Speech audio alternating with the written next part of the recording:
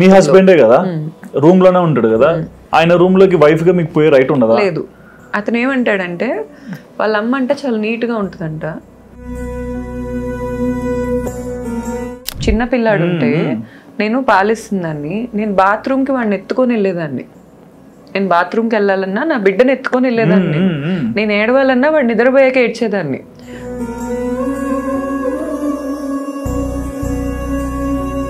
ఇప్పుడే కూర్చొని గౌతు నువ్వు అంటే నాకు ప్రాణం, నువ్వు లేకుండా నేను ఉండలేనని ఏడుస్తాడు. కరెక్ట్గా 5 నిమిషాల్లో అసలు నాకు వద్దే నువ్వు. ఎంతైనా ధర్మ మహేష్ అని పేరు పెట్టుకున్నాడు, మరి అతని పేరులో ఉన్న ధర్మం క్యారెక్టర్ లో కనిపినప్పుడు మార్చుకోవడానికి ట్రై చేయలేదా? ఇతనికి నెలకి ఒక 7-8 లక్షలు ఖర్చు అయింది. ఏంటి నెలకి 7-8 లక్షలు ఖర్చు పెట్టుకుంటాడు. ఏం చేస్తాడండి? మరి ఇంతమంది అమ్మాయిలు ఎందుకు వస్తారు సుధీర్ గారు? అంటే మహేష్ బాబు గారైనా ఎవరైనా ఒక లెవెల్లో ఉన్నప్పుడు ఒక వైఫ్ని, ఇంకొక లెవెల్లో ఉన్నప్పుడు ఇంకో వైఫ్ని అయితే ఉంచుకోరుగా. లేదు లేదు. మరి ఇతనికి అంత బుద్ధి ఉన్నప్పుడు వచ్చి డివోర్స్ అన్న ఇవ్వాలి కదా. నేను నీకు అన్యాయమే చేశా ఒప్పేసుకున్నాడు. నా దగ్గర రికార్డింగ్స్ కూడా ఉన్నాయి. నేను పోలీసుకు కూడా సబ్మిట్ చేశా. ఏంది తొక్క, ఎందుకు ఉండాలి నీతో, ఇలా మాట్లాడతాడు. నేను ఎంత పెద్ద హీరోనో నీకు తెలుసా, నేను ఎంత బిజీయో. ఎన్ని సినిమాలు తీసాడు ఆయన? ఇప్పుడు వాడికి స్ట్రెంగ్త్ ఉంటే నన్ను కొట్టడంలో కాదు, నేను పడిపోతుంటే పట్టుకోవడంలో చూపించాలి. ఏ రోజు పట్టుకున్నాడు సుధీర్ గారు? అతని కంటే నేను చాలా స్ట్రాంగ్. అంటే మర్యాద కావాలనుకుని మీరు ఆ ఇంట్లోకి వెళ్ళారు నమ్మకంతో, అట్లాంటివి చూస్తుంటారు కదా. ఆ పెయిన్ మూమెంట్ ని ఎట్లా ఇంకా ఇంకా ఇంకా ఎట్లా తీసుకొని పోయారు అన్నాళ్ళు? ఇతను పద్దాక వచ్చి ఏడ్చేవాడు సుధీర్ గారు నా దగ్గర, పద్దాక. ఓకే, అంటే ఇన్ అండ్ అవుట్ ఆడుతున్నారా? ఇన్ అండ్ అవుట్ ఆడుతున్నాడు. అతని ప్యాటర్న్ అది. ఇప్పుడు ఇతను వచ్చి కనుక ఇప్పుడు ఇంటర్వ్యూలో కూర్చుంటే అతనికి నేనంటే ఇష్టం అనుకుంటారు మీరు. ఓకే, అంత యాక్టింగ్ చేస్తాడు అతను. భోగిపళ్ళు పోసాను సుధీర్ గారు నేను సంక్రాంతి అప్పుడు. లేడు, అమ్మాయిలు వేసుకొని ఇనార్బిట్లో AMB మాల్స్ లో షాపింగ్ తిరుగుతున్నాడు. కానీ మీ లైఫ్లో ఇన్ని అప్స్ అండ్ డౌన్స్ జరుగుతున్నాయి కదా, అదర్ ఎండ్లో మీ బిజినెస్ని ఎక్కడ పడిపోకుండా అసలు ఎట్లా చేయగలుగుతున్నారు? అంటే ఆ ఫిజికల్ స్ట్రెంగ్త్ ఎట్లా వస్తుంది మీకు?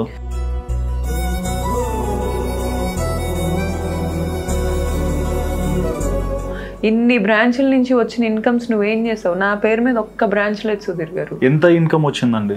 ఎస్టిమేట్ చేయాలంటే ఈజీగా 35 to 40 crores వచ్చి ఉండిద్ది అతనికి. ఫ్యూచర్లో ఏంటి మళ్ళీ ప్యాచప్ ఉండొచ్చా, లేకుంటే మీకు అసలు ఇదంతా వద్దయ్యా నాకు అనుకుంటున్నారా? సుధీర్ గారు అసలు ప్యాచప్ ఉండిద్ది అనే పాయింట్ ఉంది కాబట్టే ఇన్నాళ్ళు బయటికి రాలా నేను. ఓకే, ఇప్పుడు లేదు కాబట్టే బయటకు వచ్చాను. ఎన్ని ఇయర్స్ ఉన్నారండి ఈ డార్క్ ఫేజ్ లో? 13 years ఉన్నాను. 13 years. సో ఏది నా ఫైనల్ ఇంటర్వ్యూనో ఏది నా ఫైనల్ డేనో నాకే తెలీదు. అంత థ్రెట్ ఉంది నాకు. సో ఏం జరిగినా నా బిడ్డకి తోడుగా ఉంటారని అనుకుంటున్నాను.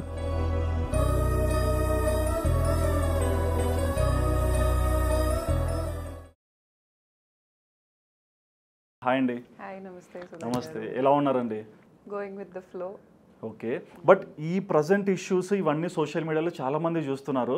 కానీ నేను ఇలా అర్థం చేసుకుంటే ప్రతి ఒక్క ఇష్యూ వెనకాల ఒక కారణం ఉంటుంది, ఒక ప్యాటర్న్ నుంచి కానీ ఒక ఇష్యూ రైజ్ అవ్వదని నేను అనుకుంటాను. సో బిగినింగ్ డేస్లో మీ లైఫ్ స్టైల్ ఎలా ఉండేది? అంటే చైల్డ్హుడ్ లైఫ్ ఎలా ఉండేది? మా మామ్ టీచర్ కదండి. అంటే మామ్ ఎప్పుడు స్కూల్కి ప్రీఫిక్స్డ్ టైమింగ్స్ ఉంటాయి కదా. మార్నింగ్ 9కి స్టార్ట్ అయితే ఈవినింగ్ 5 కల్లా వస్తారు. ఫాదర్ చాలా బిజీ ఉండేవాళ్ళు. ఓకే, ఏం చేస్తారు నాన్న? Daddy farmer, politician and real estate. Okay. So real estate firm 2nd class 1st class ఆ టైంలో స్టార్ట్ చేశారు ఫాదర్. అండ్ నేను పుట్టిన టైంకి ఫాదర్ బాగానే యాక్టివ్ ఉండేవాళ్ళు పాలిటిక్స్ లో. ఈ దేవినేని వెంకటరమణ గారితో ఉండేవాళ్ళు. ఓకే. అండ్ బాగా పీపుల్ మనిషి ఆయన, బాగా సర్వీస్ ఓరియంటెడ్. ఇప్పుడు మా ఊర్లో కూడా ఒక వాకర్స్ అసోసియేషన్ కైనా లేకపోతే డ్రైవర్స్ అసోసియేషన్ కైనా ఒకదానికి కాదు మల్టిపుల్ థింగ్స్ కి ఆయన హెడ్. ఆయనని అంత నమ్ముతారు మా ఊర్లో మనుషులు. సో ఇప్పుడు చైల్డ్హుడ్ అనేది మాక్సిమం మా అక్కతో ఉండేది నాకు. తనే సో మీరు ఒక్కరేనా అక్క చెల్లి? అక్క ఉన్నారు, సొంత అక్క. Okay okay. మాక్సిమం తనతోనే ఎక్కువ ఉండేది నాకు. ఇంకా డాన్స్ బాగా అసలు 2.5 years నుంచి డాన్స్ పిచ్చి. ఓకే. డైలీ రెగ్యులర్గా ఏదో ఒకటి డాన్స్, బాగా హైపర్ యాక్టివ్ కిడ్ నేను చిన్నప్పుడు. ఎడ్యుకేషన్ ఎలా ఉండేది? ఎడ్యుకేషన్ చిన్నప్పుడు అంతేమీ లేదు సుధీర్ గారు. Okay. గ్రోయింగ్ అప్ నేను టాపర్ అయ్యాను. అంటే పెరిగే కొద్దీ నాకు ఎడ్యుకేషన్ నచ్చింది, కానీ చిన్నప్పుడు అసలు స్కూల్ కూడా నాకు వెళ్ళాలనిపించేది కాదు. అవునా? ఆహా. మా Okay. ఫాదర్ కూడా బాగా గారాబం చేసేవాళ్ళు. సో స్కూల్ వరకు తీసుకెళ్లి వెనక్కి తీసుకొచ్చేసేవాళ్ళు. ఓకే. నేను వెళ్ళను అనే పాయింట్ అడిగేదాన్ని. అండ్ నేను చిన్నప్పుడు చెస్ ప్లేయర్ని. అవునా? 3rd క్లాస్ లో నేను ఇండియాని రిప్రజెంట్ చేశాను. ఓకే. జూనియర్ గ్రాండ్ మాస్టర్స్ అంటారు. అవునవును. 3rd స్టాండర్డ్ టైంలో నేను మన south India wide 5th rank వచ్చింది నాకు. Whole India wide 23rd rank వచ్చింది. ఓకే. సో ఈ చెస్ లో బాగా హంపి గారి ఫాదర్ మా chess coach Ramakrishna sir best friends. Okay. So Ramakrishna sir నేర్పించే వాళ్ళు విజయవాడలో ఉంటారు. చాలా మంచి చెస్ ప్లేయర్ ఆయన. అంటే నాకు మీరు చెప్తున్నప్పుడు కూడా అమ్మ టీచర్, నాన్న కూడా సర్వీస్ ఓరియంటెడ్ ఉన్నారు అండ్ బిజినెస్ ఇట్లాంటివి రన్ చేస్తున్నారు. సో బేసిక్ గా ఇద్దరు ఆడపిల్లలే కాబట్టి చాలా ఇష్టంగా గారాబంగా లైఫ్ మీద ఒక పాజిటివ్ హోప్ తోనే తీసుకొచ్చింటారు కదా. 100%. సో మరి చిన్నప్పటి నుంచి మీ ప్యాటర్న్ లో అంటే అమ్మ టీచర్ కాబట్టి జాబ్, నాన్న బిజినెస్ మ్యాన్ కాబట్టి బిజినెస్ రెండు కనిపిస్తుంటాయి. సో మీరేం అవ్వాలనుకుంటూ ఎదిగారు? నాకు చిన్నప్పటి నుంచి డాన్సర్ అవ్వాలని ఉండేదండి. బాగా ఇష్టం ఉండేది. ఓకే. రకరకాలుగా మారుతా వచ్చినాయి. ఒకనొక టైంలో ఐపీఎస్ ఆఫీసర్ అవ్వాలనిపించేది. ఎందుకంటే కొంచెం అది పవర్ఫుల్ గా ఉమెన్ పవర్ అనిపించేది. కానీ ఇంటర్మీడియట్ దాటినప్పటి నుంచి బిజినెస్. ఓకే. బిజినెస్ అనేది ఫిక్స్డ్ గా ఉండిపోయింది మైండ్ లో. బీబీఏ చదవాలి, ఎంబీఏ చదవాలి. బీబీఏ చదవనివ్వలేదు, నన్ను బీటెక్ కి తోసేశారు. అది ఇంజనీరింగ్ ఫ్యాషన్ అప్పుడు కదా. కానీ లా కూడా కంప్లీట్ చేశారుగా? చేశాను. లా కంప్లీట్ చేసా. All India bar association registration ఉంది నాకు. ఓకే. నేను ఏపీ హైకోర్టులో ఎన్రోల్మెంట్ అయ్యాను. అంటే ఇప్పుడు గౌతమి చౌదరి అంటే ఇన్ఫ్లుయెన్సర్ అనుకోవాలా, లేకుంటే క్రియేటర్ అంటే లైక్ సోషల్ రిప్రజెంటర్ అనుకోవాలా, చెస్ ప్లేయర్ అనుకోవాలా, ఏంటి అసలు? అంటే లాయర్ అయ్యారు, బీటెక్ చేశారు, లైక్ మల్టిపుల్ టాస్క్లు హ్యాండిల్ చేయగలుగుతున్నారు కదా. సో మరి అంటే లైక్ మీ మెంటల్ స్ట్రెంత్ ఎలా ఉంటుంది ప్రజెంట్? కొంచెం రోలర్ కోస్టర్ రైడే. అంటే ఇప్పుడు ఈ మధ్య మళ్ళీ డాన్స్ క్లాసెస్ జాయిన్ అయ్యాను, ఎందుకంటే నాకు అదొక రీక్రియేషన్ లైఫ్ లో. మెయిన్ నా రోల్స్ లో అయితే టాప్ లెవెల్లో మదర్ రోలే ఉంటుంది సుధీర్ గారు ఇప్పుడు. Okay. That's my first priority for sure. Next వస్తే బిజినెస్ వస్తుంది. ఇంకా మిగిలినవి ఇప్పుడు ఈ చెస్ కూడా ఆడుతుంటాను రోజు. ఇప్పుడు 3rd క్లాస్ లో అంటే మాకు ఈ ఫూలిష్ మేట్స్ అని మాకు బై హార్ట్ చేపించేసేవాళ్ళు చాలా ప్రోగ్రామ్స్. అవన్నీ నాకు ఇప్పుడేం గుర్తులేవు. ఓకే. నార్మల్ గా హాబీ లాగా ఆడతాను అంతే. డాన్స్ అయితే ఇప్పటికీ చాలా ఇష్టం నాకు. సో మరి మీ లైఫ్ ప్యాటర్న్ అంతా మీరు అనుకున్న విధంగా బ్లెస్డ్ గా వెళ్ళింది. And me partner me life లోకి ఎలా వచ్చారు? అంటే లవ్ మ్యారేజ్ కదా, ఎప్పుడు పరిచయం అయ్యారు? యాక్చువల్గా నాకు తను ఫస్ట్ 2013 లో మెసేజ్ పెట్టాడండి 2013 ఫేస్బుక్. ఓకే. ఓకే. మా కాలేజే తను. నేను సిఎస్సి, తను civil engineering. Okay. Same batch? Same లేదు, మా జూనియర్ తను. అవునా? తను మా జూనియర్. ఓకే. తను నాకు మెసేజ్ కూడా నేను డాన్స్ బాగా వెయ్యను అని పెట్టాడు ఫస్ట్ పెట్టిన మెసేజ్. సో నాకు అలా అటెన్షన్ గ్రాబ్ అయింది తన మీదకి. ఓకే. నాకు అప్పుడు వీళ్ళ సీనియర్ సివిల్ ఇంజనీరింగ్ లో సీనియర్స్ అన్న వాళ్ళందరూ బాగా క్లోజ్. సో అన్న వాళ్ళని అడిగాను, ఎవరితను out of nowhere he's messaging me అని. సో నాకు ఫస్ట్ నుంచి కూడా అన్ని విధాలుగా కొంచెం వద్దులే. మా తమ్ముడు చనిపోయాడు 2014 లాస్ట్ ఇంటర్వ్యూలో కూడా చెప్పారు ఒకసారి, జనవరిలో చనిపోయాడు. సో నాకు తిని పరిచయం అయిన టైంలోనే నేను చాలా డిప్రెషన్ లో ఉన్నా. ఓకే. చాలా డిప్రెషన్ లో ఉన్నాను. నాకు ఆ టైంలో ఇప్పుడు ఇది ఒక పాయింట్ నేను చెప్పాలనుకుంటున్నాను గారు. మనకి బాగా డార్క్ గా ఉన్నప్పుడు ఒక క్యాండిల్ లైట్ చూసినా మనం అది లైటే అనుకుంటాం. అవును. అదే లైఫ్ అనుకుంటాం. కానీ ప్రతి లైట్ కూడా మనల్ని వెలిగించడానికే కాదు, కొన్ని కాల్చడానికి కూడా వస్తాయి అనేది నాకు ఒక లెసన్ నా లైఫ్లో. సో డార్క్నెస్ లో లైట్ ని చూసే నేను అట్రాక్ట్ అయ్యా. బట్ అట్లీస్ట్ అంటే మీరంటే ఎమోషనల్ గా కొంచెం స్ట్రక్ అయి ఉన్నారు. బట్ ఆ ఫ్రెండ్షిప్ జోన్ ని అంత స్ట్రెంత్ గా పెళ్లి వరకు ఎందుకు తీసుకొచ్చారు? అంటే ఏ నమ్మకం మీద తీసుకొచ్చినారు? నేను ఎప్పుడు కూడా అతను నన్ను వదిలేస్తాడు అని అనుకోలేదు సుధీర్ గారు. హానెస్ట్లీ అంటే ఇప్పుడు తప్పులు అందరూ చేస్తారు, తప్పులు చేయని వాళ్ళే మనకి పార్ట్నర్స్ గా ఉండాలంటే ఇట్స్ కష్టం. అసలు అది అవ్వదు. అవునవును. సో ఫర్గివ్నెస్ అనేది నాకు ఎక్కువే ఉంటుంది. ఇప్పుడు అతను నన్ను కొట్టిన రోజులు ఉన్నాయి, నన్ను తిట్టిన రోజులు ఉన్నాయి. నన్ను అతను రోడ్ల మీద 4 తెల్లవారుజామున 3 దింపేసి కారేసుకొని ర్యాష్గా వెళ్ళిపోయిన రోజులు ఉన్నాయి. నా డెలివరీ అప్పుడు నాకు 9th మంత్ వచ్చి ఒకరోజు వాటర్ బ్రేక్ అవుతుంటే ఆ రోజు గాల్లో ఎగిరింది కారు, అంత స్పీడ్గా తీసుకెళ్ళాడు అతను. అలాంటి రోజుల్లో కూడా నేను అతన్ని వదిలేయాలి అనే పాయింట్ లేదు, అతను నన్ను వదిలేస్తాడు అనే పాయింట్ లేదు. అంటే బేసిక్గా ఇప్పుడున్న జనరేషన్లో ప్రతి ఒక్క పేరెంట్స్ కూడా పిల్లలకు పెళ్ళైతే ఎప్పుడు పిల్లల్ని అంటారు అని ఒక ఆశతో ఉంటారు కదా. అంటే ఒక రిలేషన్లో వైఫ్గా రెస్పెక్ట్ కొన్నిసార్లు అటు ఇటుగా అవుతున్నా మదర్గా ఉన్నారు, మరి అంటే బేబీ క్యారింగ్లో ఉన్నా సరే అంత ఇరిటేషన్ ఎందుకు వస్తుంది ఆయనకి? సుధీర్ గారు, మనకి ఇంట్లో అమ్మ భోజనం పెట్టిద్ది తెలుసు, పక్కనే ఒక రెస్టారెంట్ ఉంది, ఆ రెస్టారెంట్ వాసన రోజు వస్తా ఉంది, మన మనసు ఎట్టుంటే అటే ఉంటుంది. తల్లి మన కోసం అంత కష్టపడి ఉండింది, ఎండ్ ఆఫ్ ద డే మనం కూర్చొని తినాలనే బాధ్యత మనకున్నప్పుడే తింటాం. లేదు పక్కన రెస్టారెంట్ లో ఒక అమ్మాయి ఉంది, కొంచెం చిన్న చిన్న బట్టలు వేసుకొని ఉంది, ఆ అమ్మాయి దగ్గరికి వెళ్ళి తింటే అమ్మ ఫీల్ అయినా ఏంటి అనుకునే వాళ్ళని మనం మార్చలేం. ఓకే, ఇప్పుడు అతని మెంటాలిటీ అలా అయిపోయింది. సరే, బిగినింగ్ లో ఒక ప్యాటర్న్ లో మీకు పరిచయం అయ్యారు, బానే ఉంది, మరి అది పెళ్లి దాకా ఎలా, అంటే పెళ్లి ఈజీగా అయిపోయిందా లేకుంటే ఏదన్నా వాదించుకొని జరిగిందా? అసలు ఈజీగా అవ్వలేదు సుధీర్ గారు. అసలు మా బిజినెస్ స్టార్టింగ్ పాయింట్ కూడా ఫైనాన్షియల్ ఇండిపెండెన్స్ వస్తేనే పెళ్ళైద్దేమో అనే పాయింట్ కూడా ఉండింది మాకు. ఓకే, అంటే పెద్దలు అంటే ఇద్దరిలో కొంచెం బ్యాలెన్స్ ఉండాలనేసా? అసలు మా ఫాదర్ కి వాళ్ళ ఫాదర్ కి డిస్కషన్స్ ఎప్పుడు పీస్ఫుల్ గా అయ్యే కాదు. వాళ్ళ ఫాదర్ ఏంటంటే పద్దాక వాళ్ళ అక్కని తీసుకొచ్చారు. She not married, still she isn't married. ఇతని కంటే 5 years పెద్ద ఆవిడ. ఓకే ఓకే, ఆవిడ అప్పుడు యుఎస్ లో ఉండేది. సో ప్రతిదానికి ఏంటంటే ఆవిడ అప్రూవల్ ఉండాలి. ఈవెన్ నా పెళ్ళి అప్పుడు కూడా సంగీత్ అనేది మా ఊర్లో పెట్టినా కూడా క్యాన్సిల్ చేసి విజయవాడకు మార్చాల్సి వచ్చింది, ఎందుకంటే వాళ్ళ అమ్మాయి అప్రూవల్ లేక. అంత పట్టుదలనా? పట్టుదల కాదు, అదొక పెత్తనం. అదే ఇప్పుడు ఈ బయటకు వచ్చి ఇంతమందితో నేను ఆర్గ్యూ చేయగలను, లేకపోతే తప్పు చేయను, స్టాండ్ తీసుకోగలను. కానీ నేను ఏ రోజు కూడా మా ఆడపడుచుతో ఒక 5 నిమిషాల నుంచి మాట్లాడలేకపోయాను, కూర్చొని కన్విన్స్ చేయలేకపోయాను. ఎందుకంటే కన్విన్సింగ్ ఆమె కరగదు, బతిల్లాడితే లెక్క చేయదు. ఆమె నాకు చాలా సార్లు ఏం చెప్పిందంటే, ఏదో నువ్వు మా తమ్ముడు వైఫ్ కాబట్టి నేను నీతో మాట్లాడుతున్నాను, నాకంతేం నచ్చవు నువ్వు, నీ మెయింటెనెన్స్. ఇప్పుడు ఈ అమ్మాయికి ఏమో పొట్టి పొట్టి బట్టలు వేసుకొని తిరిగితే నచ్చుద్ది. ఆమె పేరు భాగ్యలక్ష్మి, మా ఆడపడుచు పేరు. ఆమెకేమో అంత పాష్ హై లెవెల్ ఉండాలి.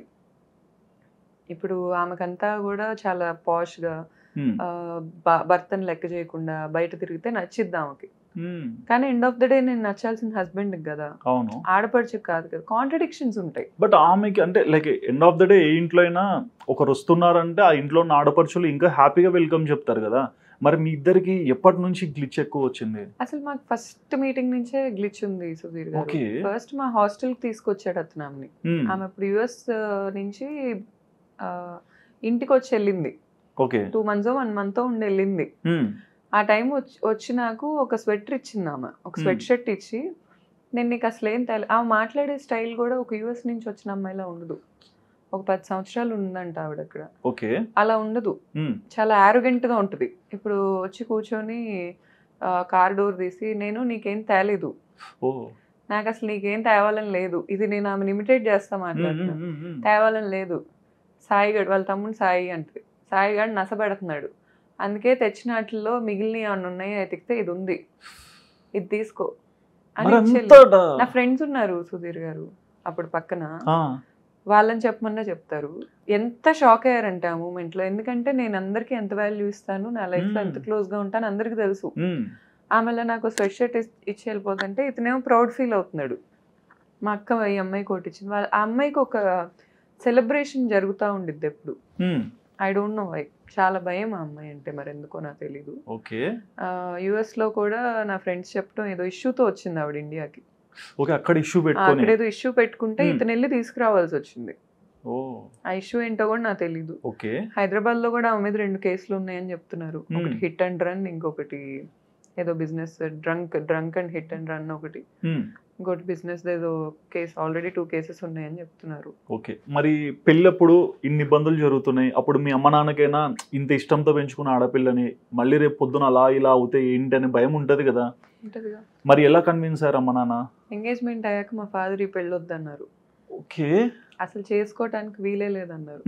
నువ్వు యుఎస్ వెళ్ళిపో అమ్మా, నేను మేనేజ్ చేస్తాను ఇతన్ని, నేను మాట్లాడతాను, నేను ఫేస్ చేసుకుంటా. ఓకే. నువ్వు ఈ టైంలో ఇంకా క్విట్ అవ్వాల్సిందే, this is not the family, నువ్వు వెళ్ళాల్సిన ఫ్యామిలీ కాదు, మనకు అవసరం లేదు అసలు. వాళ్ళు ఫీల్ అవుతున్న హంగులు ఆర్భాటాలు మనకు అవసరం లేదు. ఇప్పుడు మా ఫాదర్ వాళ్ళ మదర్, మా నానమ్మ ఒక జమీందారి, okay, not a simple person. Raja Vasireddys వాళ్ళు ఇప్పటికీ మా నానమ్మ వాళ్ళ అత్త ముత్యాల అనే డైనాస్టిక్ క్వీన్. మా ఫాదర్ కానీ మా ఫాదర్ వాళ్ళ బ్రదర్స్ కానీ ఇలా డబ్బున్న వాళ్ళని చూసి వెంటపడే నేచర్ కాదు, డబ్బు ఉంది అని ఫీల్ అయ్యే అవసరం లేదు వాళ్ళకి. చాలా రాయల్గా పెరిగారు. అండ్ మా నాన్నమ్మ it self is from very reputed and very high family. ఆవిడని నేను అంత రిచ్గా వచ్చిన ఆవిడ మా తాతగారితో లవ్ మ్యారేజ్ చేసుకొని, మా తాతగారు ఓ బేస్బాల్ ప్లేయర్, లవ్ మ్యారేజ్ చేసుకొని ఇంటికి వచ్చాక ఆమె ఎంత సింపుల్గా బతికిందో మాకు తెలుసు. ఆమెను చూసి మా ఫాదర్ ఏం చెప్తారంటే, ఏమున్నా నానమ్మని చూసి నేర్చుకోండి అమ్మా, వాళ్ళ ఇంట్లో 100 రూమ్లు ఉంటాయి, 100 మంది ఒకవైపుకు సరిపోతారు. ఆమె ఇల్లు అలాంటి ఇంటి నుంచి వచ్చింది, వాళ్ళు 11 మంది పిల్లలు. ఆమె సిబ్లింగ్స్ అందరూ ఎలా సెటిల్ అయ్యారు, ఒకళ్ళు ప్యారిస్లో ఉంటారు, ఒకళ్ళు యూఎస్లో ఉంటారు, ఇలాంటి ఫ్యామిలీ ఆమెది. కానీ ఎంత సింపుల్గా ఉంటుంది, ఎండ్ ఆఫ్ ద డే ఎంత హ్యాపీగా ఉంటుంది. డబ్బు కాదు ఇంపార్టెంట్, నానమ్మే ఎగ్జాంపుల్ దానికి అని చెప్తారు. కానీ వీళ్ళు ఏంటంటే ఏదో మాకుంది, ఆ ఉందేంటో నేనైతే మరి పెళ్ళైన 5 ఏళ్లలో చూడలేదు. కానీ నాన్న వద్దన్నారు ఎంగేజ్మెంట్ తర్వాత, మీరు ఎందుకు స్టెప్ తీసుకోవాల్సి వచ్చింది? నేను కూడా ఆ మూమెంట్ లో వెనక్కి అయ్యాను సుధీర్ గారు. యాక్చువల్లీ ఓకే, మీకు కూడా నేను కూడా బ్యాక్ అయ్యాను. నేను కూడా బ్యాక్ అయ్యాను. అతను వచ్చాడు, మా ఊరు వచ్చాడు, వచ్చి ఏడ్చాడు, బాగా ఏడ్చి, మావయ్య నేను ప్రామిస్ చేస్తున్నాను, నేను గౌతుని ఇబ్బంది లేకుండా చూసుకుంటాను, ఒక్క ఛాన్స్ ఇవ్వండి, నన్ను ఒక్కసారి నమ్మండి అని చెప్పాడు. ఓకే, చెప్తే మా ఫాదర్ కూడా కన్విన్స్ అయ్యారు ఆ మూమెంట్ లో. ఆల్రెడీ ఎంగేజ్మెంట్ అయింది. అసలు మా ఇంట్లో మామూలుగానే బయట పిల్లలకి కూడా చాలా వాల్యూ ఇస్తారు సుధీర్ గారు. అల్లుడు అనే పాయింట్ లో ఇంకా నెత్తిన పెట్టుకునే చూసుకున్నారు. ఓకే, అతను వచ్చి పాపం ఏడుస్తున్నాడు అనేది వీళ్ళకి కూడా బాధేసింది. పాపం ఎందుకు ఏడుస్తాడు, ఇష్టం లేకపోతే. అతను అప్పటి నుంచి యాక్టింగ్ చేస్తున్నాడు. నేను ఇప్పటికీ అతను అదే అడిగా, రీసెంట్ గా మేము కలిసినప్పుడు కూడా, నువ్వు అప్పుడు యాక్టింగ్ చేసావా ఇప్పుడు చేస్తున్నావా, నాకు అర్థం కావట్లేదు. నేను నీకు అన్యాయమే చేశా. ఒప్పేసుకున్నాడు. నా దగ్గర రికార్డింగ్స్ కూడా ఉన్నాయి, నేను పోలీసుకి కూడా సబ్మిట్ చేశా.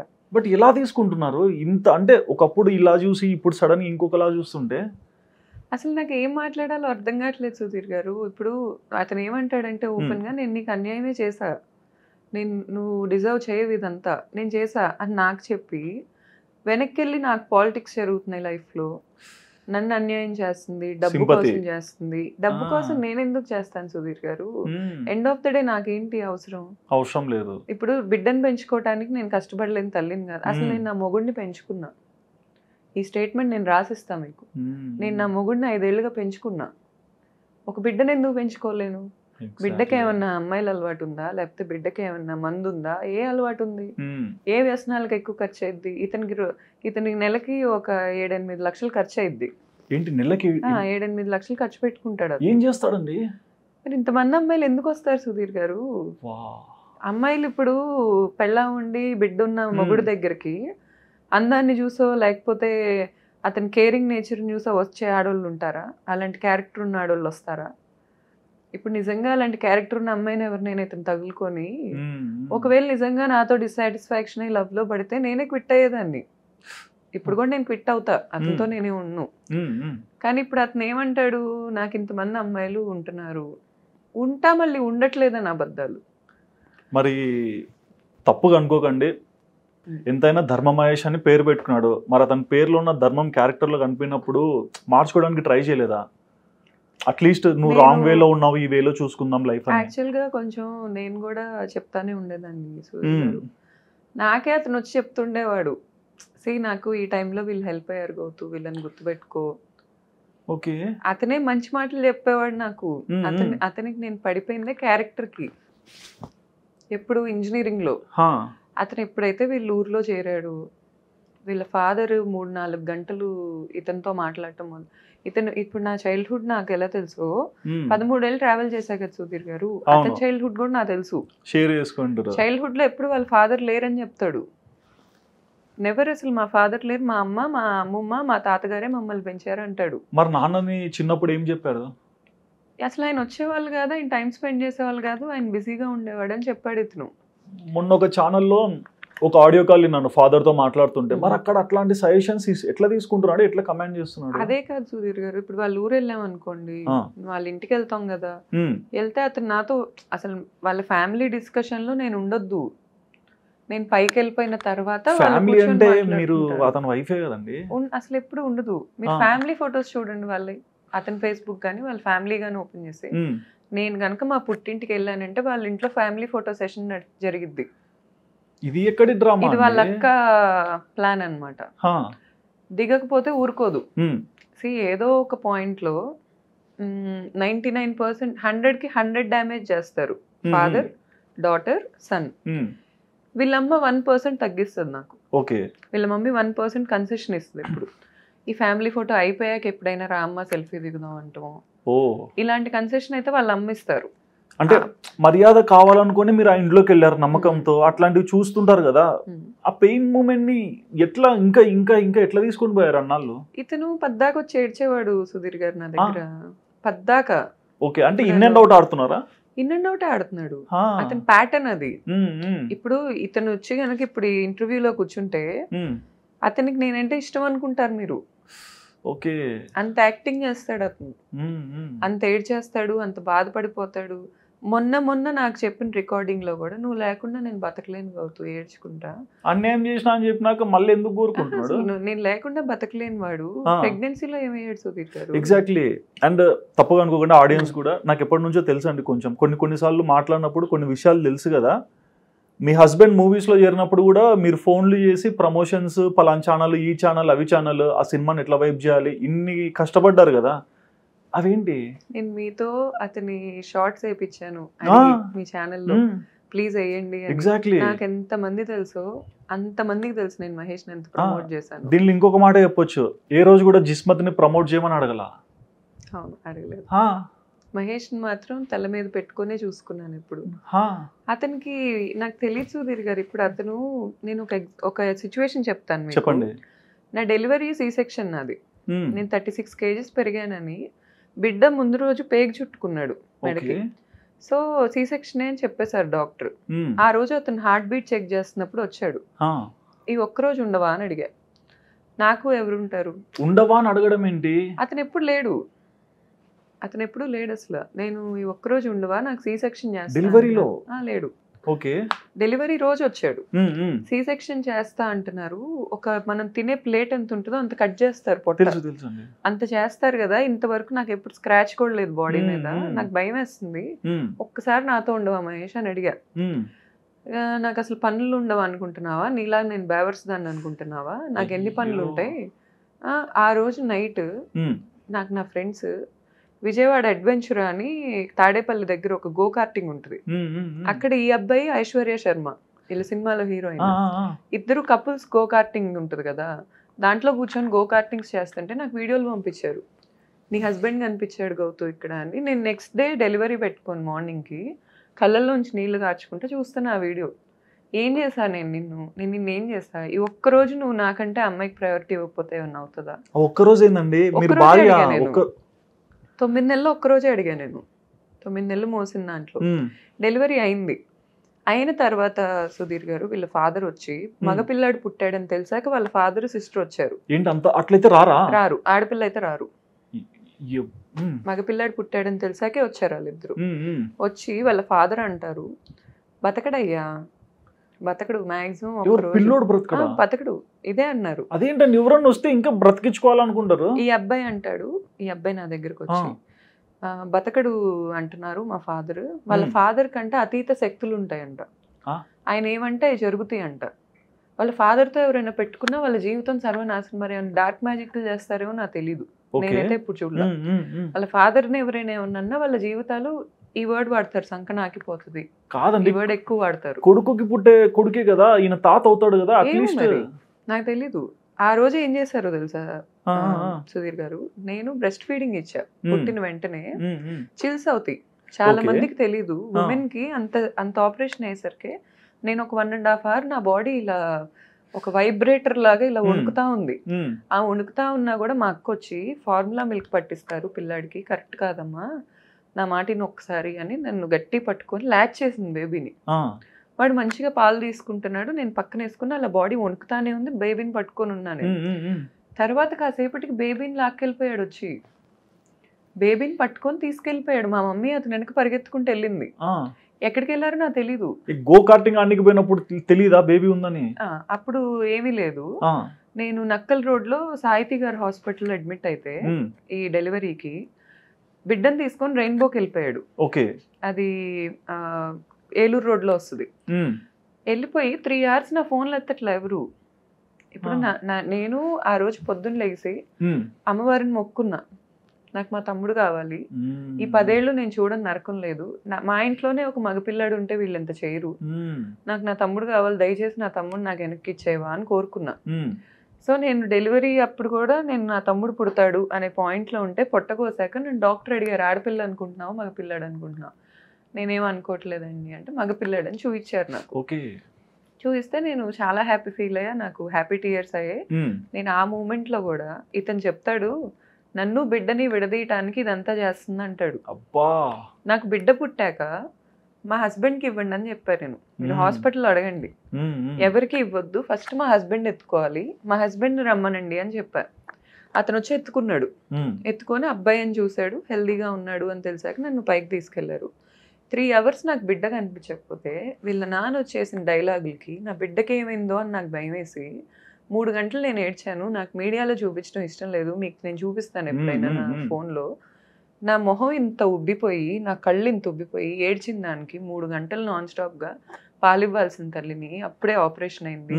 నేను ఏడుస్తుంటే సాహితీ అక్కడ డాక్టర్ వచ్చి, అమ్మ అలా ఏడవకూడదమ్మా, నీకు కుట్లేసాం, అవి ఏమైనా రప్చర్ అయినాయి అంటే నీకు లైఫ్కే థ్రెట్, దయచేసి ఏడవకు తల్లి, వాళ్ళు ఎక్కడికి వెళ్ళారో నేను కనుక్కుంటానమ్మా, నాకు టైం ఇవ్వు, నాకు భయం వేస్తుంది అక్క, నాకు వాళ్ళ మీద నమ్మకం లేదు, నన్నే టార్చర్ పెట్టారు, నా బిడ్డ పాపం ఇంత చిన్న బిడ్డ, వాడిని ఏం చేస్తారు అనే పాయింట్ నేను తీసుకోలేకపోయా. ఆ మూమెంట్లో నేను ఏం చేయాల్సి వచ్చింది తెలుసా, ఓలా క్యాబ్ బుక్ చేసుకొని సర్జరీ అని నేను మెట్లు దిగి కార్ ఎక్కి రెయిన్బో హాస్పిటల్కి వెళ్ళా. క్యాబ్లో రెయిన్బో హాస్పిటల్కి వెళ్ళా నేను, సర్జరీ అండ్ నెక్స్ట్ డే. అక్కడికి వెళ్తే నా బిడ్డకి NICUలో పెట్టి మొత్తం సెలైన్లు పెట్టి అప్పటికే బ్లడ్ తీశారంట.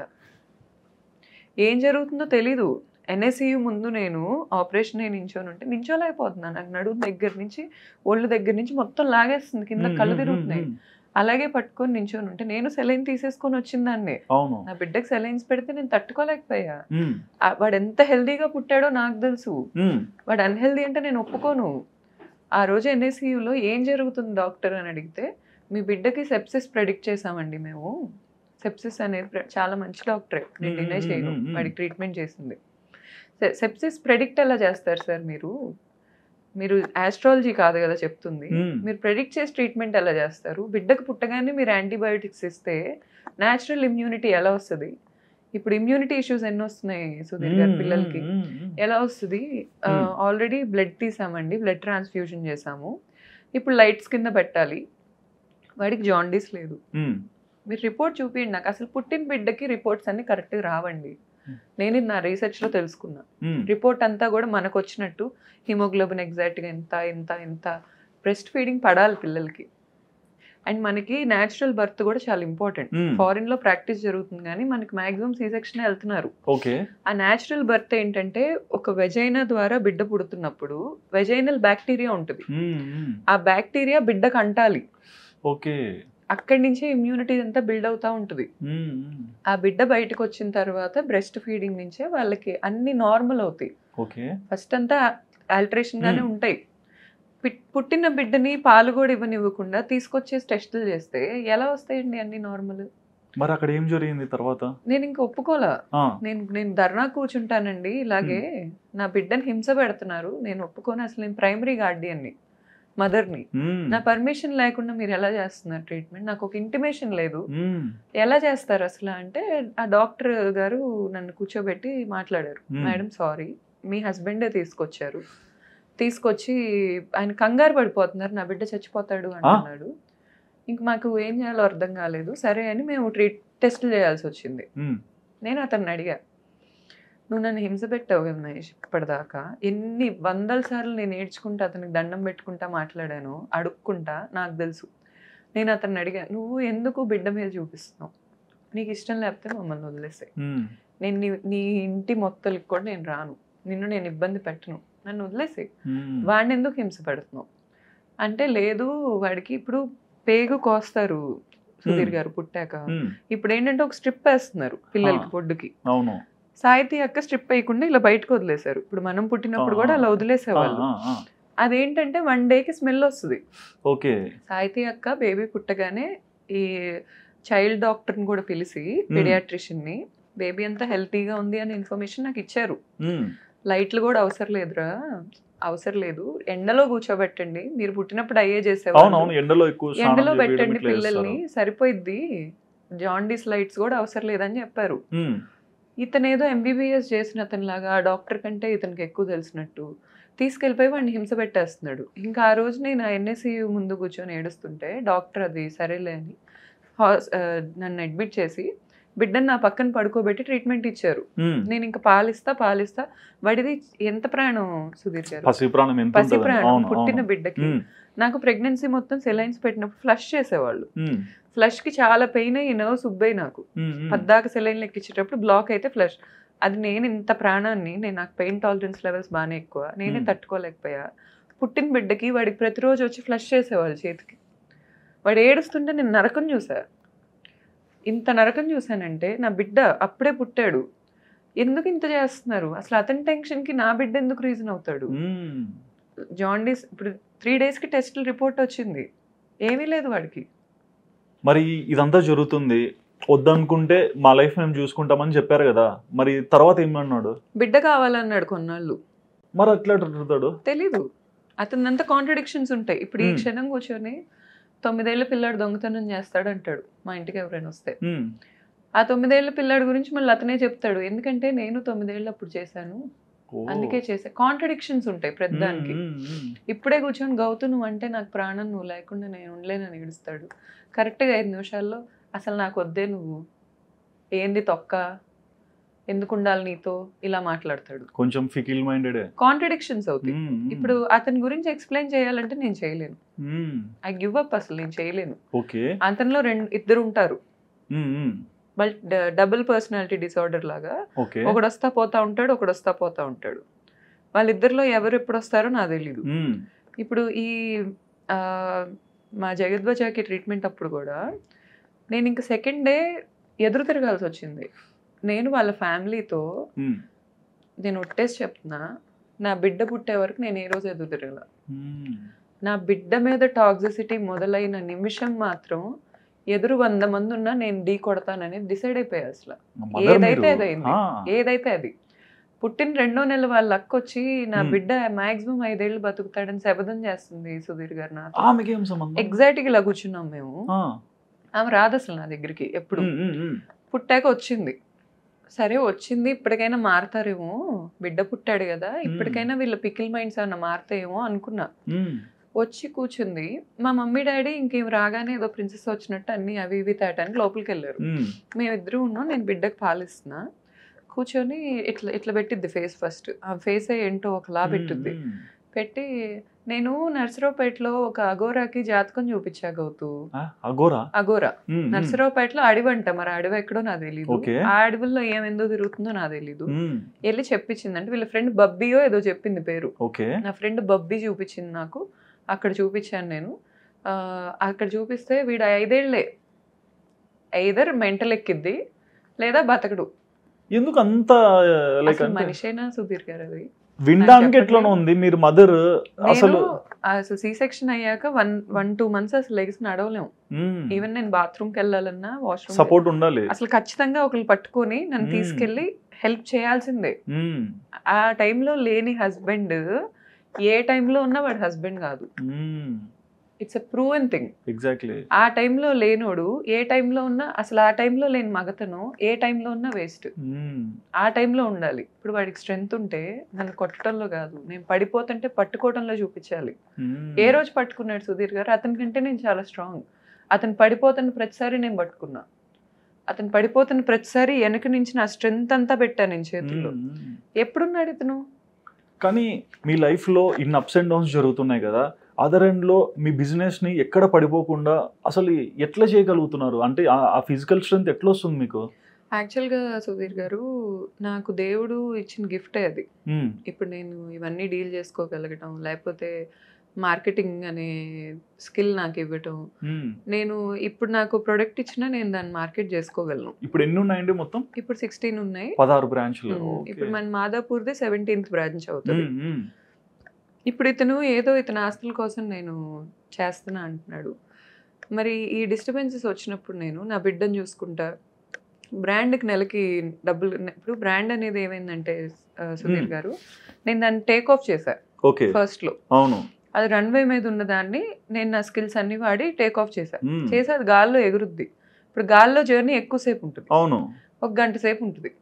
ఆ గంట సేపు అతను ఫ్రూట్స్ అన్ని ఎంజాయ్ చేశాడు. ఎప్పుడైతే పడిపోతుంది అనిపించిందో ఇంకా నేను కావాలి వెంటనే, నా మీద ప్రేమ వచ్చేసింది. ఓకే, నువ్వు చూడు దానికోసం. ఆ 2 years బ్రేక్ లో ఎన్ని బ్రాంచెస్ ఎన్ని అయినాయో మా అందరికి తెలుసు. ఎన్ని ఉండాల్సింది నేను మాట్లాడాలనుకోవట్లా, ఎందుకంటే జిస్మత్ ఈజ్ మై బేబీ. దాని గురించి మాట్లాడాలనుకోవట్లా. ఎన్ని అయినాయో, ఎంత రెవెన్యూస్ ఎంత అయినాయో అందరికీ తెలుసు. అలా పడిపోతున్నప్పుడు మళ్ళీ నా సపోర్ట్ కావాలి. అంటే నేను కార్కి ఒక ఇంజన్ లాంటి దాన్ని, నేను ఇంజన్ లాగానే అతను వాడతాడు, ఎవరికి కనపడకుండా కప్పేస్తుంటాడు. దానికి ఏమైనా ప్రాబ్లం వచ్చినా పట్టించుకోడు, దానికి మెయింటెనెన్స్ ఉండదు, కానీ ఇంజన్ పని చేయాలి. ఎలా పనిచేస్తుంది సుధీర్ గారు? నేను సి సెక్షన్ అయిన మదర్స్ని అడగండి. మీరు మామూలుగా మీరు చాలా విక్టిమ్స్ని ఇంటర్వ్యూ చేస్తుంటారు. సి సెక్షన్ అయిన మదర్ని అడగండి. సి సెక్షన్ అయిన 24 hours లోపు విజయవాడ నక్కల్ రోడ్లో సాయితీ హాస్పిటల్లో నర్సుల్ని మీరు అడిగినా చెప్తారు, డాక్టర్ గారిని అడిగినా చెప్తారు, చంటి అన్న అని ఉంటారు అక్కడ, ఆయన అడిగినా చెప్తారు. నేను మెట్లు దిగి వచ్చి క్యాబ్ ఎక్కి వెళ్ళానా లేదా అనేది ఒకసారి అడగండి. అంత సర్జరీ అయిన వాళ్ళు ఎవరైనా అలా వెళ్ళగలరా? బట్ అంటే చాలా మందికి గౌతమి చౌదరి ఇన్స్టా ప్రొఫైల్లో సోషల్ మీడియా యాక్టివిటీస్ చూసి ఈమె చాలా రిచో, చాలా హ్యాపీ లైఫ్ లీడ్ చేస్తుంది, ఈమె కష్టాలే లేవు, మేమే కష్టపడుతున్నామేమో, ఇట్లాంటి ఫీలింగ్ ఉంటుంది అందరికీ. బట్ మీ లైఫ్లో ఇన్ అప్స్ అండ్ డౌన్స్ని బయటికి చూపించకుండా ఒక వాళ్ళ అవతలనే ఇది హోల్డ్ చేయాలని ఇన్ని రోజులు ఎందుకు అనుకున్నారు? నేను కొంచెం పాజిటివ్ థింకర్నే సుధీర్ గారు. ఇప్పుడు ఇతను అనేది ఒక మచ్చగాని నా లైఫ్లో, ఇంకా నాకు ఎందులోనూ ప్రాబ్లమ్స్ ఏం లేవు. Okay, touch wood, God's grace ఏంటంటే ఈ క్షణం కూడా ఇతను నన్ను చంపుతాను అంటే నేను నీకు తోడుంటానని వస్తున్న ఫ్రెండ్స్ ఉన్నారు. అసలు రాత్రులు కూడా నన్ను వదలట్లా, మేము ఉంటాము, మేము చూసుకుంటాము, భయపడుతున్నారు. అంటే లైక్ ఎనీ మూమెంట్ మీకు ఉందా థాట్ ఏదో ఒకటి చేయొచ్చు నాకు, నా బిడ్డకు? 100% ఉంది సుధీర్ గారు. అతనికి ఏదో చెన్నకేశవ రెడ్డి ఎలివేషన్ ఇవ్వాలని నాకు లేదు. 100% ఉంది. ఎందుకంటే వాళ్ళ ఫాదర్ నాకు పెళ్ళయ్యాక చెప్పాడు ఒకసారి కూర్చోబెట్టి, నేను వాళ్ళ వైఫ్ వాళ్ళ తమ్ముడు చెవు కోసాడంటే నా కజిన్ది. మరి ఎట్లా ఆయన కోసాడో అది ఎగ్జాజరేషనో నాకు తెలీదు. చెవు కోసాను, నేను మా అత్తను కొట్టా, నేను మా మామని కొట్టా. ఇప్పుడు ఇతను మహేష్ ఉన్నాడు, అతన్ని పెంచింది వాళ్ళ మదర్ వాళ్ళ పేరెంట్స్. అవును, ఆ తాతగారి లైఫ్ ఏంటో మీరు ఒకసారి వాళ్ళ ఇంటికి కెమెరా తీసుకెళ్ళి చూడండి. వాళ్ళది హనుమాన్ జంక్షన్ లో పశువుల సంతలో ఇల్లు ఉంటుంది.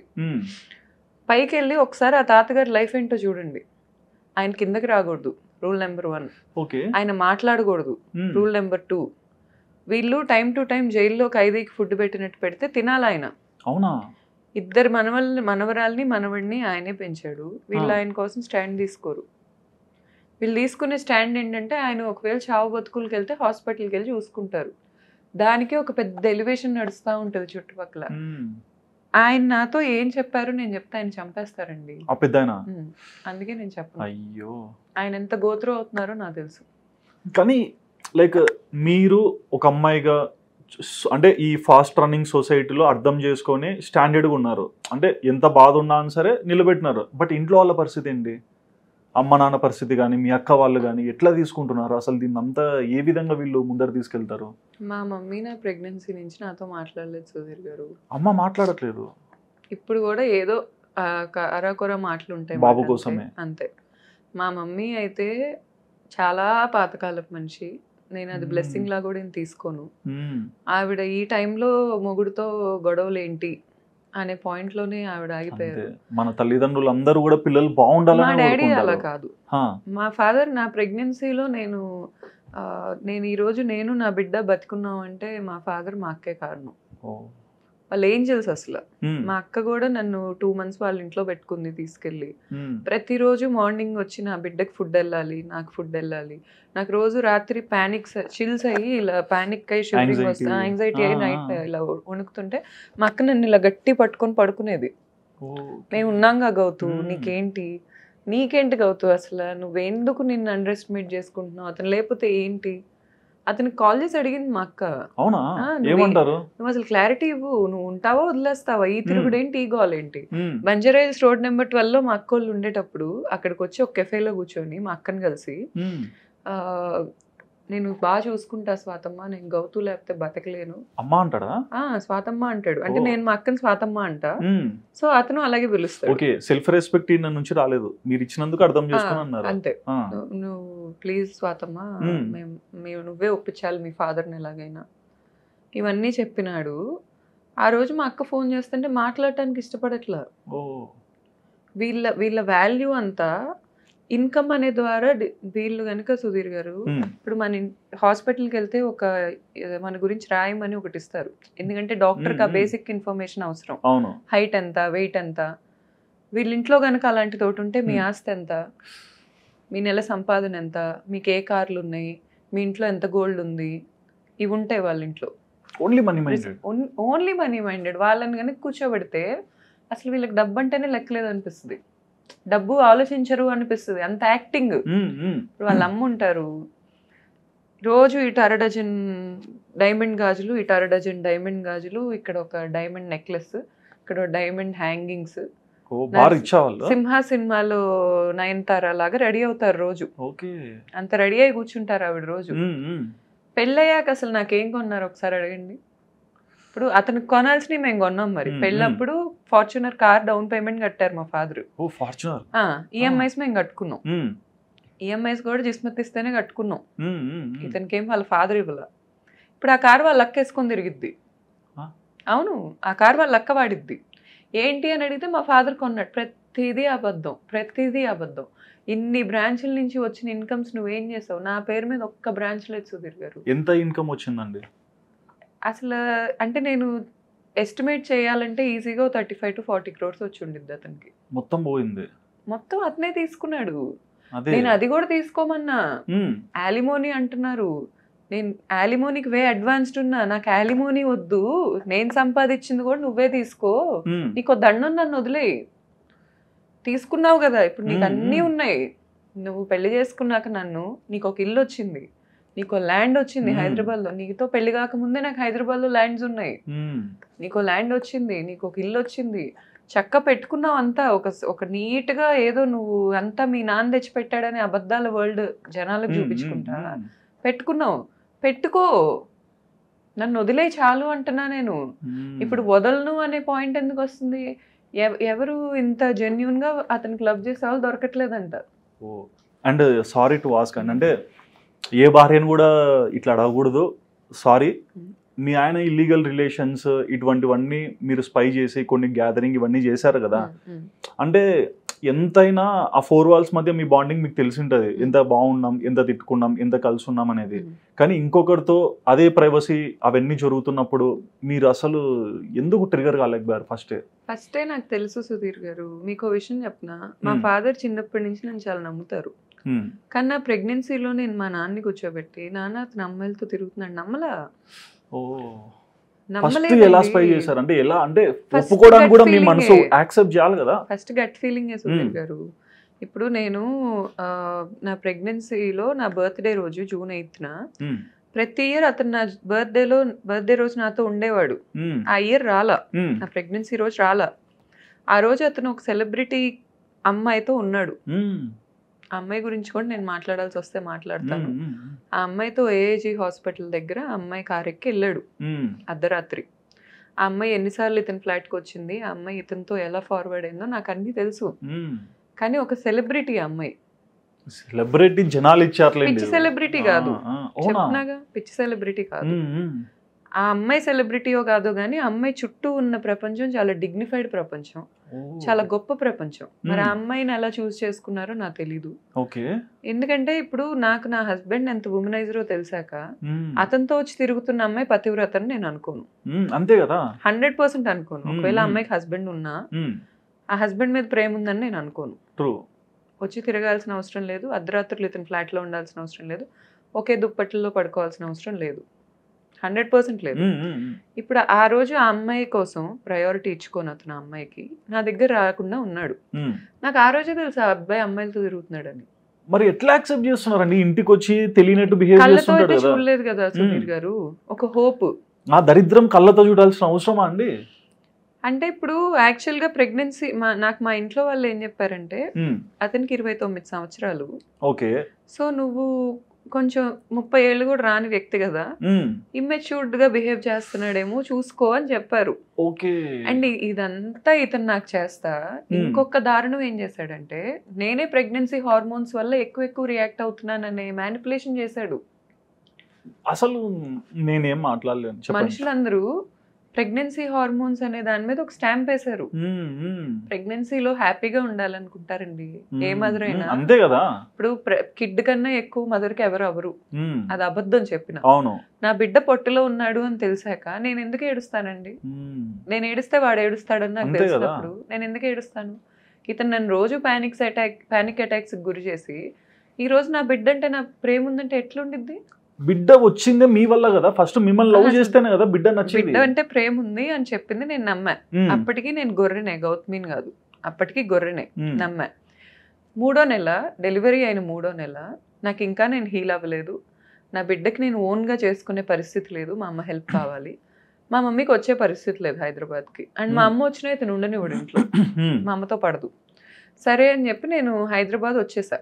ఇతను ఇల్లీగల్ గా తీసుకొని ఉంటున్న ఫ్లాట్ కి, ఆ ఫార్చ్యూన్ టవర్స్ లో ఫ్లాట్ కి నేను వచ్చేసా. వచ్చి బలవంతంగా ఉండటం మొదలు పెట్టా. నన్ను రానివ్వలా, బలవంతంగా ఉండటం మొదలు పెట్టా. అతను ఏమంటాడంటే కలిసే ఉండాలంట లీగల్ గా, కానీ విడివిడిళ్ళల్లో ఉండాలంట, విడివిడిగా బతకాలంట. మరి ఈ కల్చర్ ఎవరి దగ్గర నేర్చుకున్నాడో నాకు తెలీదు, ఎవరిని చూసి ఈ కల్చర్ ఇన్స్పైర్ అయిందో నాకు తెలీదు అతని సర్కిల్లో. ఇప్పుడు నన్ను తీసుకెళ్లి ఆ ఫ్లాట్ లో ఉండగా రోజు పొద్దున్న నుంచి అతను ఇంట్లో ఉండేది మహా అయితే ఏది అతని రూమ్ బయట. అతని రూమ్ కి మాకు వెళ్ళలేదు. అతని రూమ్ బయట మహా అయితే 1 గంట సేపు ఉంటాడు. నాకు అర్థం కాని, మీ హస్బెండే కదా రూమ్ లోనే ఉంటాడు కదా, ఆయన రూమ్ లోకి వైఫ్ గా మీకు పోయే రైట్ ఉండదా? లేదు. అతను ఏమంటాడంటే వాళ్ళ అమ్మ అంటే చాలా నీట్ గా ఉంటుందంట. ఎన్ని మాట్లాడినాడు సుధీర్ గారు. నన్ను చెప్పనివ్వండి ఒకసారి. అతని రూమ్ అంట చాలా నీట్ గా ఉండాలంట. బిడ్డ వచ్చినా నేను వచ్చినా అది డ్రైనేజ్ లాగా అయిపోతుందంట, అందుకని రావద్దంట. ఇది ఇలా డ్రైనేజ్. ఇప్పుడు చిన్న పిల్లాడు ఉంటే నేను పాలిస్తుందాన్ని, నేను బాత్రూమ్ కి వాడిని ఎత్తుకొని వెళ్ళేదాన్ని. నేను బాత్రూమ్కి వెళ్ళాలన్నా నా బిడ్డను ఎత్తుకొని వెళ్ళేదాన్ని. నేను ఏడవాలన్నా వాడు నిద్రపోయాక ఏడ్చేదాన్ని.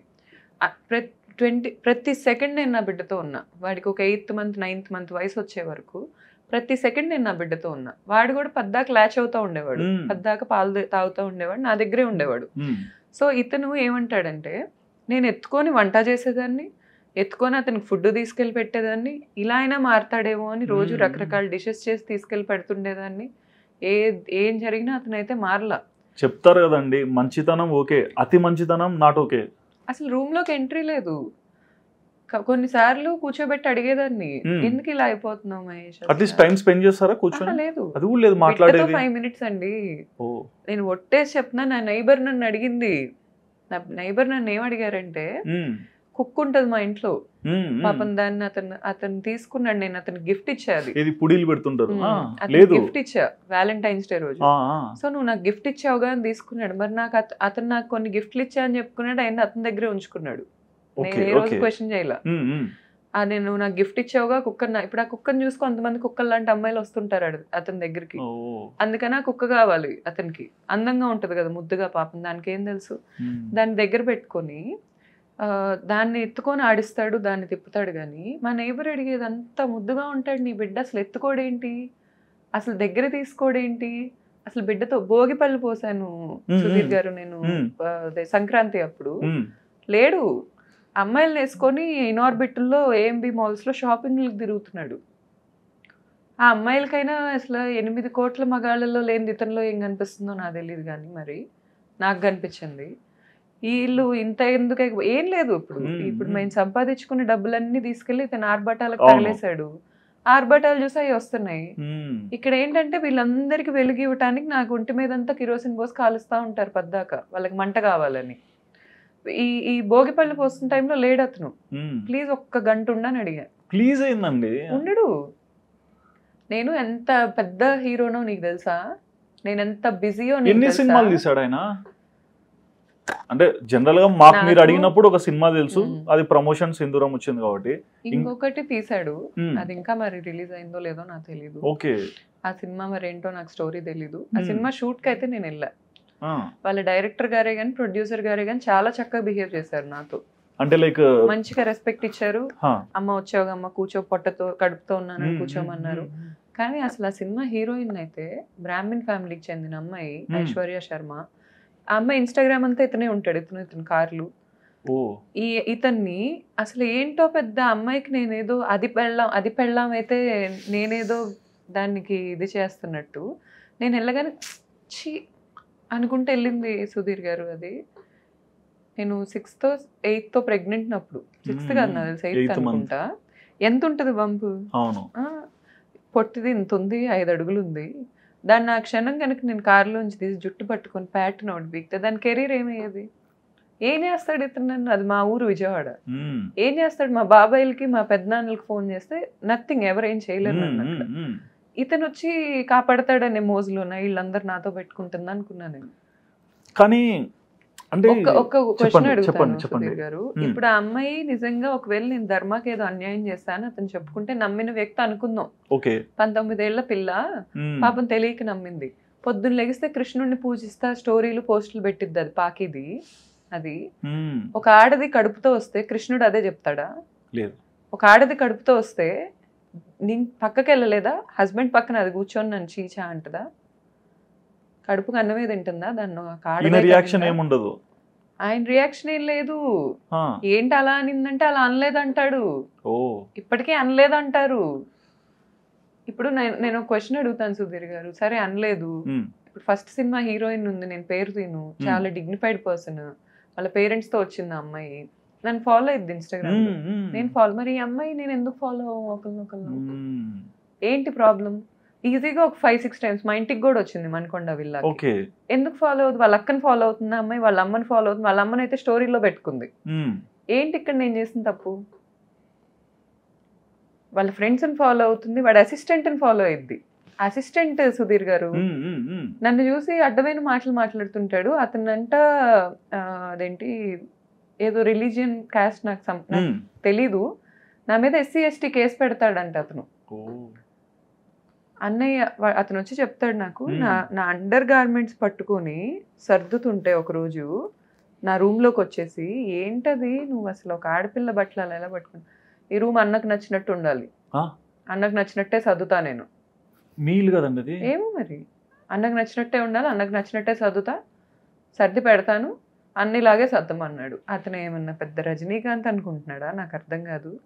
రజనీకాంత్ గారే ఎంత పెద్ద స్టార్, ఇప్పుడు సూపర్ స్టార్ మహేష్ బాబు గారే వైఫ్ ని పక్కన పెట్టుకొని తిరుగుతున్నారు.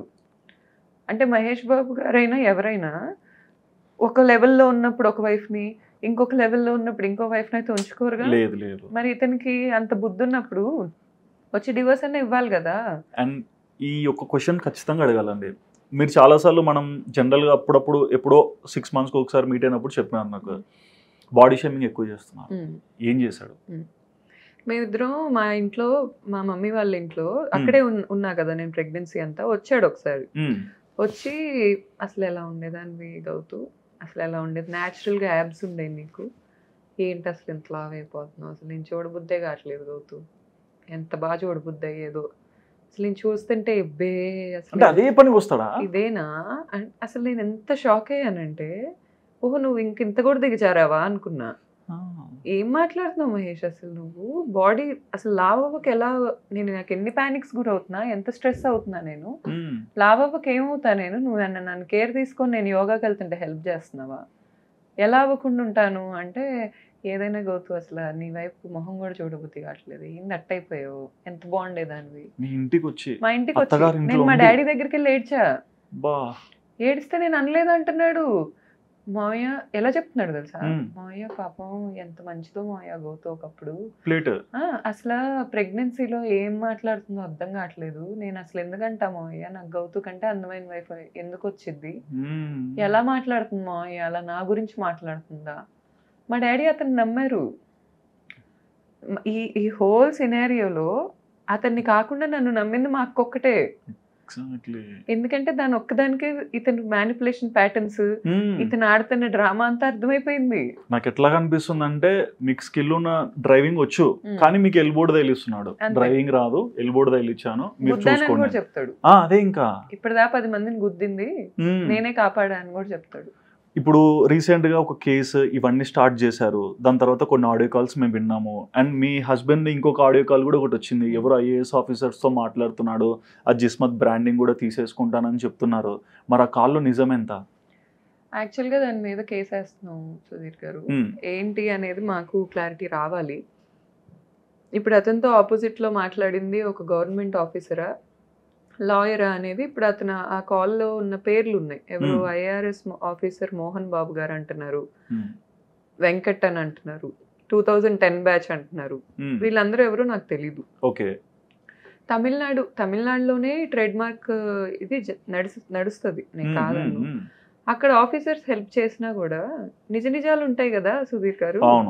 బ్రాండ్ అనేది అతను ఏం చెప్పాడంటే, నాకు ఫస్ట్ పెట్టినప్పుడే పార్ట్నర్ ఉన్నాడు మాకు, అతన్ని కూడా పిలవండి కావాలంటే ఎప్పుడైనా, నిజాలే చెప్తాడని నేను అనుకుంటున్నా. పిలిచి నాకు బ్రాండ్ నీ పేరు మీదే ఉంది గౌతు, నువ్వే ఓనర్వి, యూట్యూబ్లో ప్రతి బ్రాంచ్లో జిస్మత్ ఓనర్ నేననే ఉంటుంది.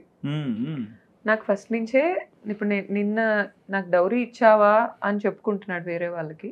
నిన్న నేను పోలీస్ స్టేషన్లో more than 2 crores evidence submit చేశాను. డౌరీ ఎంత ఇచ్చారండి? డౌరీ అంటే ఇప్పుడు అది డౌరీ అంటే సుధీర్ గారు, డౌరీ అనే మాటతో అయితే కాదు, గిఫ్ట్. ఇప్పుడు నాకు బిజినెస్ ఇది ఉంది, అవసరం ఉంది, సో ఒక 50 లక్షలు కావాలి, మీరు మీ పెద్దమ్మాయికి ఫ్లాట్ పెట్టారు, సో మాకు కూడా డబ్బులు ఇవ్వండి. ఓకే, అర్థమైంది నాకు. అక్కడ ఏముంటే మీకు అది చేయాలి. ఇలాంటి వాళ్ళ నాన్న చెప్తారండి నన్ను కూర్చోబెట్టి, అసలు మా అక్క చాలా క్రియేటివ్ మైండ్, తను ఇంతకు ముందు ఒక బొటిక్ ఉండేది, తనకి వెరీ సక్సెస్ఫుల్ పర్సన్, పిల్లల కోసం తను అది వదిలేసి ఇటు వచ్చింది, హౌస్ వైఫ్ అయింది. ఇది అంటాడు నన్ను కూర్చోబెట్టి, ఇప్పుడు మీకు మా డాడీకి మీకు 2 కళ్ళు ఉన్నాయండి, ఒక కన్ను చాలా అందంగా ఉంది, ఇంకో కన్ను చాలా అదే వీక్ గా ఉంది, మీరు దేనికి ఎక్కువ ఖర్చు పెడతారు, మీరు అలాగే మీ పెద్దమ్మాయికి ఎక్కువ పెడుతున్నారు, మీ చిన్నమ్మాయికి పెట్టాలి, మీరు మీ మహేశ్వరం ల్యాండ్స్ ఉన్నాయి కదా, మీరు రిజిస్టర్ చేయండి, హ్యాపీగా డెవలప్మెంట్ చేస్తారు. మొత్తం సర్వే చేశారా ఇక్కడ ఏమున్నాయని? మా ఫాదర్ తిప్పి చూపించారండి, అడిగితే వాళ్ళ ప్రాపర్టీస్ ఏ రోజు మాకు తిప్పి చూపిలాళ్ళు, వీళ్ళు మా ప్రాపర్టీస్ అన్ని తిప్పి చూపించారు. వాళ్ళ ఫాదర్ అడిగారు పెళ్ళవగానే, మీ ప్రాపర్టీస్ కూడా చూపిరు, మీరు ఎందుకు చూపిరు అంటే, ఏముండిద్దండి దాచుకునేది అందరికీ తెలిసిందే కదా అని మొత్తం తిప్పి చూపించారు మా ఫాదర్. వాళ్ళు ఏం చేస్తా వచ్చారంటే, ఏదో మేము లేనోళ్ళు అసలు వాళ్ళకేముందండి సుధీర్ గారు, నేను ఈ రోజు మీరు విక్టిమ్స్ కి ఇంతమందికి స్టాండ్ తీసుకున్నారు, నేను ఒక మాట అడుగుతున్నాను, అసలు వాళ్ళ సోర్స్ ఆఫ్ ఇన్కమ్ ఏంటి? మూగజీవాల మీద బిజినెస్ చేస్తారు వాళ్ళు. హనుమాన్ జంక్షన్ లో పశువుల సంత అని ఉంది, దాని ఇన్కమ్ ఏంటి? లైసెన్స్డ్ గా నడుపుతున్నారా, ఇల్లీగల్ గా నడుపుతున్నారా? ఎంతమంది ట్రాన్స్పోర్టేషన్ జరుగుతుంది బయట నుంచి? ఇల్లీగల్ దందా ఏమన్నా నడుస్తుందా? ఇవన్నీ ఒకసారి రీసెర్చ్ చేయండి మీడియా వాళ్ళు, చేయండి. అసలు అతనికి అంత నెలకి 40 లక్షలు సంపాదిస్తాను అంటున్నాడు. ఆంధ్రప్రదేశ్ తెలంగాణలో ఎంతమంది నెలకి 40 లక్షలు సంపాదిస్తున్నారు? 40 లక్షలు వాళ్ళకి సంత మీదే వస్తుంటే మరి వాళ్ళు అంత ట్యాక్స్ కడుతున్నారా? ఒకవేళ 40 వచ్చినా ఆయన ఫోన్ చేసి మా ప్రమోషన్ మేము ఇంత ఛార్జ్ చేస్తామని చెప్తాడు, మీరు ఫోన్ చేసి మా హస్బెండ్ కి చూడండి సపోర్ట్ చేద్దాము అందరం కలిసి అని అన్నారు కదా, అనం కదా, ఖర్చు పెట్టేస్తాడు కదా. ఉండే అసలు వాళ్ళకి 40 లక్షలు ఇన్కమ్ ఉంటే సుధీర్ గారు, వాళ్ళ ఇంట్లో అన్ని సెకండ్ హ్యాండ్ కార్లు ఉంటాయి, మా ఇంట్లో ఏ రోజు లేవు. ఇతను వెల్ఫేర్ అని ఒక కారు కొన్నాడు, ఎక్కడి నుంచి వచ్చిన డబ్బులు వాళ్ళ ఫాదర్ ఇచ్చాడా? ఎప్పుడు ఇచ్చాడు? నాకు చూపిమనంటే ట్రాన్సాక్షన్స్. ఇప్పుడు మా బిజినెస్ మీద ఒక బిల్డింగ్ కొనేసి గుంటూరులో, జూబ్లీస్లో ఒక ల్యాండ్ కొనేసి మా ఫాదర్ ఇచ్చారు అంటే అంటే బిజినెస్ మీద వచ్చినాయి అన్ని నిన్ను నమ్మి నీకు ఇచ్చినందుకు నువ్వేం చేసావు అవన్నీ నాకు అప్పచెప్పాలిగా. సరే నా డౌరీ తీసేసుకున్నావు సరే, మా ఫాదర్ ఇన్వెస్ట్మెంట్ నువ్వు తిరిగి ఇవ్వవు సరే, మరి నేను సంపాదించిన నువ్వు ఇప్పుడు 2017 నుంచి నేను సంపాదించింది నాకు మొత్తం నువ్వు తీసుకున్నావు కదా, మన ఇద్దరిది కంటిన్యూస్ జర్నీ అని చెప్పుకొని. సుధీర్ గారు నాకు ఇన్స్టాగ్రామ్ మీద వచ్చే ఇన్కమ్తోనే మీరు చూస్తే నా పాత ఇంటర్వ్యూలో ఏ ఇయర్ రింగ్స్ ఉన్నాయో ఇప్పుడు అయ్యే ఉంటాయి నాకు. నేను హార్డ్లీ ఇయర్ రింగ్స్ కూడా కొనుక్కోలే, మహా అయితే జ్యువెలరీ ఒక హారం కొనుక్కున్నాను నాకు వచ్చిన డబ్బులతో నేను ఒక ఇయర్ రింగ్స్ కొనుక్కున్నాను. కానీ ఏ రోజు నేను కొనుక్కున్న దాన్ని కాదు. మొన్న ఇతను పెద్ద మెసేజ్ పెట్టాడు నాకు ఇన్స్టాగ్రామ్లో, నీకు మేము ₹1,00,00,000 బంగారం పెట్టావా. నాకు ఒక్క నిమిషం పిచ్చుకలు తిరిగి నీ తల చుట్టూ. ₹1,00,00,000 బంగారం పెట్టావా, నువ్వెప్పుడు పెట్టావు? పెళ్ళప్పుడు నాకెంత పెట్టి బంగారం పెట్టిందో వాళ్ళమ్మ. ఆ రోజు ఆమె డైలాగ్ ఏంటంటే, నా కూతురుకు కొన్నా నేను, నా కూతురు తీసుకోనంది అందుకే నీకు ఇస్తున్నాను, ఎప్పుడో కొన్నాను ఇప్పుడు కాదంది. అది ఎంత పెట్టుకోనిందో కూడా నాకు తెలుసు, నేను చూసా బిల్లు. నాకెంత పెట్టి వాళ్ళు గోల్డ్ కొన్నారో అంత పెట్టి అతనికి కొన్నాం మేము. ఇప్పుడు నేను కొనుక్కున్న ఎంగేజ్మెంట్ రింగ్కి అతని ఎంగేజ్మెంట్ రింగ్కి సంబంధం లేదు. నేను నాకు కొనిచ్చిన జ్యువెలరీకి మంగళసూత్రం కొనిస్తే ఆ అబ్బాయి కొనుక్కున్న దానికి లాకెట్ ఎంత ఉంటుంది, అబ్బాయి టేస్ట్లు అంతా ఇంత ఉంటాయి. అబ్బాయి కొనుక్కున్న షేర్వాణి ₹1,00,000 ఉంటే నాకు వాళ్ళు పెట్టిన చీర 25,000. ఎలా మాట్లాడతారు అలా డబ్బు డబ్బు డబ్బు అని? ఫస్ట్ నుంచి ఎక్కువ పెట్టుకుంటాను వస్తున్నా వాళ్ళని పట్టుకొని. మీరు డబ్బు డబ్బు డబ్బు ఏం డబ్బు? వాళ్ళ సోర్స్ ఆఫ్ ఇన్కమ్ ఏంటి నాకు చెప్పండి, ఎక్కడి నుంచి వస్తున్నాయి అంత ఇన్కమ్? నా పరిచయం రోజు వాళ్ళు రేకుల షెడ్లో స్విఫ్ట్ డిజైర్ కార్లో తిరుగుతున్న వాళ్ళు ఎవరి హెల్ప్తో ఎంత సంపాదించారు? మరి నెలకి 40 లక్షలు వస్తున్నాయి అంటే గవర్నమెంట్ ఎలా వాళ్ళకి రైట్స్ చేయట్లేదు, ఎలా వాళ్ళకి ట్యాక్స్లు అడగట్లేదు? ఎంత ట్యాక్స్ కడుతున్నారు చూపిమనండి. అంటే ఇల్లీగల్గా సంపాదించేసుకుంటా, ఇల్లీగల్గా మూగజీవాలను ట్రేడ్ చేసుకుంటా, ఇలా ఇల్లీగల్ బిజినెస్ చేసుకుంటా ఒక ఆడదాని జీవితంతో, ఒక పసిబిడ్డ జీవితంతో ఆడేసుకుంటారా ఓపెన్గా? ఇలా ఆఫీసర్స్కి డబ్బులు ఇచ్చుకుంటానే వీళ్ళు ఇక్కడికి వచ్చారు. కాకపోతే ఇప్పుడు టెక్నాలజీ చాలా అడ్వాన్స్ అయింది. అవును, వాళ్ళు ఇస్తున్నారు అని పట్టుకోవటం పెద్ద విషయం కాదు.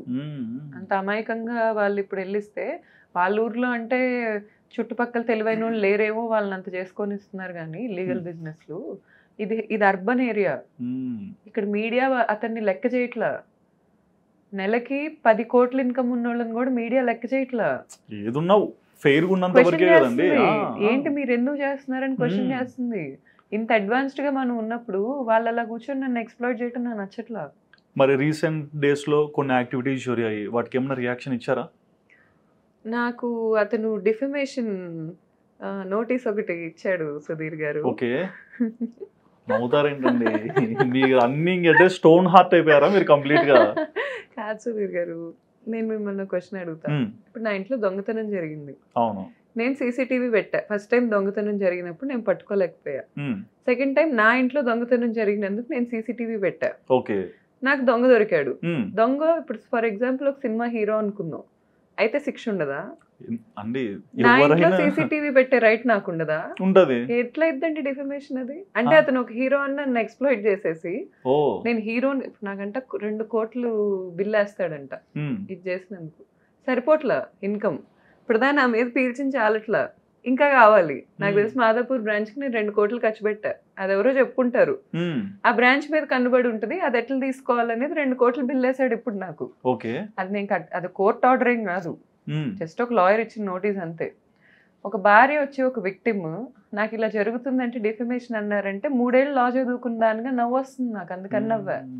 ఎక్సెప్షన్స్ లో ఉంటాయి, నేను విక్టిమ్ని. కానీ అండి మీరు లా ప్రిపేర్ అయింది కూడా ఈ సిచ్యువేషన్స్ అన్ని చూసి కొంచెం తెలుసుకోవాలని ప్రిపేర్ అయ్యారా, లేకుంటే ఏంటి? నాకు మా ఫాదర్ అడ్వైజ్ ఇచ్చారు సుధీర్ గారు. మరి ఆయనకు ముందే తెలిసేమో ఇలా అవుతుందని నాకు తెలీదు. అమ్మ నువ్వు లా చేయమ్మా, నువ్వు బాగా చదువుకుంటావు కదా, నువ్వు లా చదువుకో, నీకు బాగా ఉపయోగపడింది. కానీ నాకు చాలా ఉపయోగపడింది నిజంగా ఇలాంటి వ్యక్తుల నుంచి బయటపడటానికి. మరి ఓవరాల్గా అంటే బాబు గురించి ఏంటి, అంటే ఫ్యూచర్లో ఏంటి, మళ్ళీ ప్యాచప్ ఉండొచ్చా, లేకుంటే మీకు అసలు ఇదంతా వద్దయ్యా నాకు అనుకుంటున్నారా? సుధీర్ గారు అసలు ప్యాచప్ ఉండిద్ది అనే పాయింట్ ఉంది కాబట్టే ఇన్నాళ్ళు బయటికి రాలా నేను. ఓకే, ఇప్పుడు లేదు కాబట్టే బయటకు వచ్చాను. ఎన్ని ఇయర్స్ ఉన్నారండి ఈ డార్క్ ఫేజ్ లో? 13 ఇయర్స్ ఉన్నాను. 13 ఇయర్స్ ఉన్నాను. అసలు నా బిడ్డ మీదకి వస్తున్నారు కదండి, ఇంకా అసలు ఒక మనిషి మనిషి కాదు అని ప్రూవ్ అయ్యాక ఇప్పుడు మహాభారతంలో కర్ణుడిని ఎందుకు తిడతారు? అలాంటి వాళ్ళతో అసోసియేట్ అయినందుకు. అవును. ఇలాంటి వాళ్ళతో నేను ఒక ప్రొఫెషనల్ గాను అసోసియేట్ అవ్వను, ఒక పర్సనల్ గాను అసోసియేట్ అవ్వను. కంప్లీట్ అయిపోయింది. కంప్లీట్ గా సెపరేషన్ అయిపోయింది. నా మరి మనసులో నేను సెపరేషన్ ఎప్పుడో కి విడిపోయా. ఫార్వర్డ్ వస్తున్నారా? నాకైతే వస్తున్నట్టు అనిపించట్లేదు సుధీర్ గారు. మరి పోలీస్ స్టేషన్ కి అయితే వచ్చి రిపోర్ట్ చేశారంట వాళ్ళ ఫ్యామిలీ. నేను నిన్ననే వెళ్ళి ఎవిడెన్సెస్ అన్ని ఇచ్చొచ్చాను.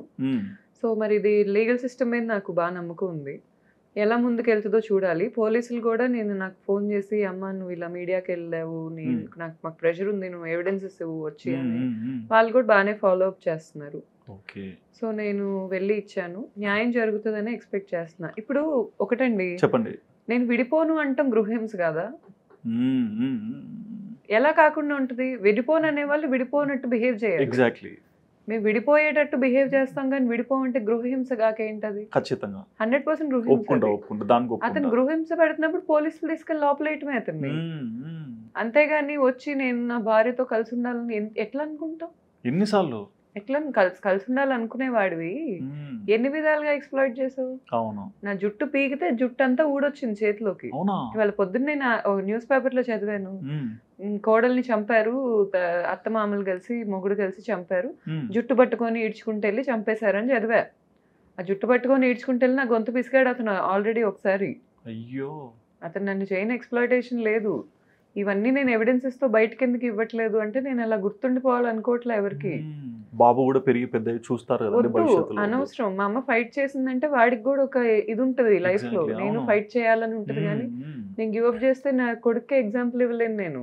బట్ ఒక ఇండివిజువల్ గా ఒక మంచి ఫ్యామిలీలో పుట్టారు, కొన్ని బాండింగ్స్ చూస్తూ పెరిగారు, లవ్ చేశారు, బిజినెస్ పెట్టారు, అప్స్ అండ్ డౌన్స్ ఫ్యామిలీస్లో కానీ అన్నిట్లో చూశారు, సింగిల్ పేరెంట్గా కిడ్నీ చూసుకుంటున్నారు. మీ లైఫ్ మొత్తం మీరు ఒక్కసారి రివైండ్ చేసుకుంటున్నప్పుడు మీకు ఏమనిపిస్తుంటుందండి? అసలు ఇతను పరిచయం అవ్వకపోతే బాగుండు అనిపిస్తుంది సుధీర్ గారు. ఆ ఒక్క పరిచయం రోజు దేవుడు నన్ను మాయం చేసేయాల్సింది. అక్కడి నుంచి నాకు ఫ్రెండ్ ఉండేవాడు మా క్లాస్ లో, అతను నేనంటే ఇష్టం. అతను వచ్చి చెప్పాడు నాకు, రోడ్డు మీద పెట్టి అమ్మేస్తాడు నిన్ను, అస్సలు కరెక్ట్ పర్సన్ వద్దు, నీ మొహం నీకు తెలుసా అని చెప్పాను నేను. ఈ రోజున అవును అతను చెప్పింది కరెక్టే అనిపిస్తుంది. మరి ఫైనల్గా ఎవరైనా ఇళ్లలో పెళ్లి చేసుకోవాలనుకునే వాళ్ళకి, అంటే జనరల్గా ఎందుకు అడుగుతున్నా అంటే చాలా మంది ఈ రోజులలో పిల్లల డెసిషనే ఫైనల్ అంటున్నారు. పేరెంట్స్ డెసిషన్ ఫైనల్ అయితే లైఫ్ బాగుంటుందా, పిల్లల డెసిషన్ ఫైనల్ అయితే లైఫ్ బాగుంటుందా? అసలు ఫైనల్ అనేది పెట్టుకోకపోవటం చాలా బెటర్ సుధీర్ గారు. ఎందుకంటే ఇప్పుడు నేను ఫైనల్ అనేది ఇతనితో అనుకోని ఉండకపోతే నా ఫైనాన్షియల్ సెక్యూరిటీ నాకు ఉండేది, నా క్లారిటీ నాకు ఉండేది. ఇప్పుడు ఇబ్బంది చేయని వాళ్ళతో ఫైనాన్షియల్ సెక్యూరిటీ ఉంటే ఇబ్బంది ఉంటుంది చెప్పండి. వాళ్ళకి అవసరమైనప్పుడు మనం హెల్ప్ అవుతాం. కానీ ఇలాంటి వాళ్ళు మధ్యలో మొత్తం లాగేసుకొని దోమలాగా మధ్యలో వదిలేసే వాళ్ళు, వాళ్ళతో ఎంత ఇబ్బంది. ఫైనల్ అని పిల్లలు పుట్టినా ఫైనల్ అవ్వదు, ప్రేమించిన ఫైనల్ అవ్వదు. ఫైనల్ అనేది ఎప్పుడు అవుతుంది అంటే నిజంగా జెన్యూనిటీ ఉన్నప్పుడు. జెన్యూనిటీకి ఒక మెజర్ చేసేది ఎవరు కనిపెట్టలేదు. ఇంకా కనిపెడితే నాలాంటి వాళ్ళు సేవ్ అవుతారు. అండ్ మిమ్మల్ని ఎట్లా చాలా మంది ఇన్ఫ్లుయెన్సర్స్ ఫాలో అవుతుంటారు, మీ లైఫ్ ఇప్పుడు జరిగేవన్నీ కూడా చూస్తుంటారు కదా.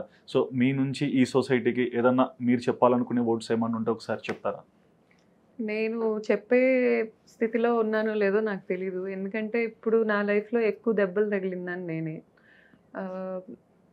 ఏమో ఏదైనా జాగ్రత్తగా ఉండండి. కాస్త ఫైనాన్షియల్ సెక్యూరిటీ అయినా, ఒక వ్యక్తిని గుడ్డిగా నమ్మేసే ముందు కాస్త మనకు కూడా మనం ప్రయారిటీ ఇచ్చుకోవటం, మనకు కూడా చూసుకోవటం, చేసుకోవటం బెటర్ అని నా ఉద్దేశం. కానీ అలా అని ఇప్పుడు ఇతన్ని చూసిన తర్వాత నేను ఎవరిని నమ్మలేకపోతున్నాను లైఫ్లో. ఎవరిని చూసినా కూడా అమ్మో బాబోయ్ ఏం చేస్తారు అనే భయం ఫ్రెండ్స్లో కూడా వేసేస్తుంది. ఒక రకమైన ఇప్పుడు స్ట్రీట్ డాగ్ని కనుక రోజు ఒకే రోడ్లో కొడితే ఆ రోడ్డుకి వెళ్ళడానికి ఎలా భయపడుతుందో అలాంటి పరిస్థితి అయిపోయింది. సో జాగ్రత్త మనుషులతో. ఏంటో మనుషులకి నేను దోమల నుంచో, లేకపోతే సింహాల నుంచో, లేకపోతే డైనోసార్ల నుంచో, పావుల నుంచో జాగ్రత్త చెప్పాలి ఎవరైనా. కానీ మనుషుల నుంచే ఎక్కువ థ్రెట్ ఉంది. జాగ్రత్తగా ఉండండి. అండ్ నాకు తెలీదు ఏది నా ఫైనల్ ఇంటర్వ్యూనో. నేను ఈ మాట చెప్తున్నందుకు నా క్లోజ్ సర్కిల్కి నేను ఎప్పటికీ రుణపడిపోయి ఉంటాను. ఎందుకంటే మీ అంత బెస్ట్ పీపుల్ నాకు లైఫ్లో దొరకరు. సో ఏది నా ఫైనల్ ఇంటర్వ్యూనో, ఏది నా ఫైనల్ డేనో నాకే తెలీదు. అంత థ్రెట్ ఉంది నాకు. సో ఏం జరిగినా నా బిడ్డకి తోడుగా ఉంటారని అనుకుంటున్నాను. అంతే. మీరు అనుకున్నట్లు ఏం కాదు, ప్రతి ప్రాబ్లంకి కూడా సొల్యూషన్ ఉంటుంది. ఆ సొల్యూషన్ వచ్చేంత వరకు వెయిట్ చేద్దాం, అంతకు మించి ఏం లేదు. మీరు రాంగ్ డెసిషన్స్ కానీ నేను నాకు అసలు బూత్లు ఏం వస్తున్నాయి, తీసుకోను. అట్లాంటివి చేయకండి అసలు. నేనేం తీసుకోను సుధీర్ గారు. బీ నాకు స్ట్రాంగ్, నా బిడ్డ ఎందుకంటే important. లేదు లేదు, ఉన్నాడు నాకు మన దగ్గర. ఎక్స్టర్నల్ గా ఏమైనా చేస్తేనే కానీ నేను give up అది చేయను. అది నా చివరి బొట్టు వరకు నేను పోరాటం చేస్తాను. But thank you so much అండి, Thank you so ఏమున్నా much. సరే ఓపెన్ గా అన్ని షేర్ చేసుకున్నందుకు. సో చూసారు కదండి, గౌతమ్ గారు చెప్పిన మాటలు విన్నాక తన లైఫ్ ప్యాటర్న్ ఎలా బిగిన్ అయింది, ఎలాంటి స్టేజెస్ లో ఎలాంటి సిచ్యువేషన్స్ ని ఫేస్ చేశారు, అండ్ తన మొత్తం కథను మీకు అర్థమయ్యాక మీరు ఏమనుకుంటున్నారు, మీరు ఏమన్నా చెప్పాలనుకున్నా కమెంట్ చేయండి. And please do subscribe our channel Sudheer talks for more updates.